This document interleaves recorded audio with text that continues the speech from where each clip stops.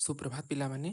आज आम तुम द्वितीय श्रेणी सामाजिक बहिर चतुर्थ अध्याय आम गाँ पाठटी पढ़ा। बही जहाँ लेखा अच्छी मुझे पढ़ी देउछि। मो गाँर नाम अर्जुनपुर। आम गाँटी सुलिया पहाड़र पाददेश अवस्थित। गाँर पश्चिम भागरे पिचु रास्ताटी सहर को लंबी जाइछि। आम गाँर अधिकांश लोक चाषी।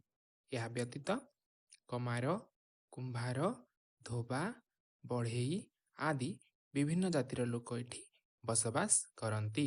गाँर मझिरे थिबा शिव मंदिरटी बहु दूररू सुंदर देखा जाए। गाँरे गोटे पूजा मंडप रही।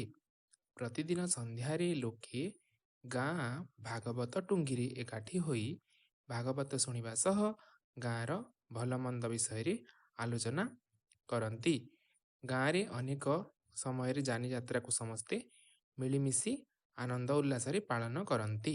गाँरे आउ कौन कौन अच्छी एवं गाँ लोके या द्वारा किपरि उपकृत होती बड़ मानू पचारि बुझी लेख। तो ये थिला अर्जुनपुर गाँ विषय किछि तथ्य।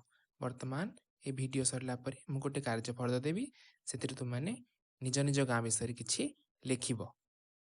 धन्यवाद।